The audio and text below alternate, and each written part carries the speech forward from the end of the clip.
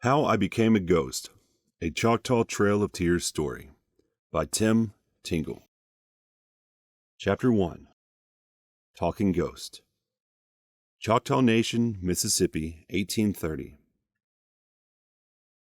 Maybe you have never read a book written by a ghost before. I am a ghost. I'm not a ghost when this book begins, so you have to pay very close attention. I should tell you something else. I see things before they happen. You're probably thinking, I wish I could see things before they happen. Be careful what you wish for.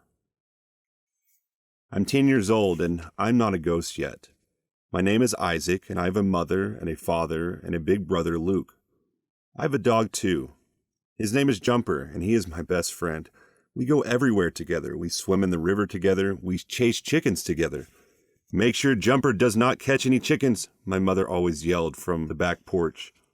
Why can't Jumper catch chickens? I asked my father one evening as we sat on the porch watching the stars. That's your mother's rule, he said. But why? Because Jumper won't wait for the chickens to be cooked, he said. He'll chew the chickens and choke on the bones and the bloody feathers. Would you want to eat bloody feathers? No, I said. Good rule. Then make sure Jumper follows it. Hook, I said, which means okay in Choctaw. Jumper and I, we take long walks in the woods together. We tug weeds from the corn stalks together, and we spend the day and night together. No dogs in your bed. This was another rule of my mother's, but Jumper was smart.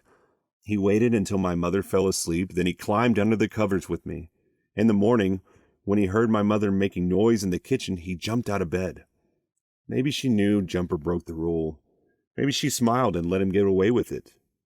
She was a good mother, and we had a happy life mostly.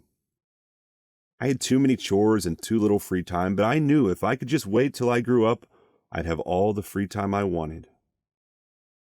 Then came the day that changed everything. Without any warning, I saw ghosts. I also saw things before they happened. My father rose early that morning, long before sunrise. He left the house while it was still dark. He carried his shotgun and his bag of shotgun shells, so I knew he was going hunting.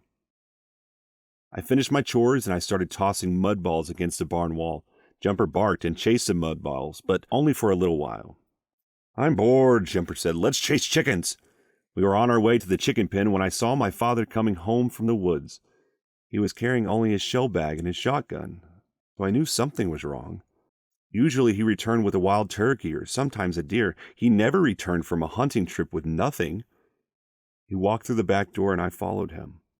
He didn't say a word to me, just held up his hand to let me know I should stay outside. I listened through the door. We must move, my father told my mother. What do you mean we must move? My mother asked. You better move. Go back to the woods and catch us something to eat. She was laughing. No, said my father. He was not laughing. There's treaty talk in town. We must move.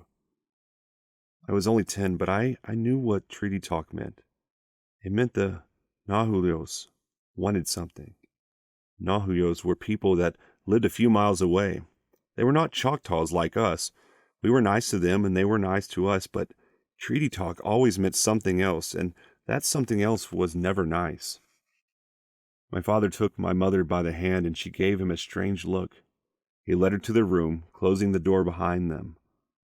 I was afraid of treaty talk and I didn't want to listen. Not anymore. Maybe it will all go away, I thought. You never know when your life is about to change. Treaty talk is why I became a ghost.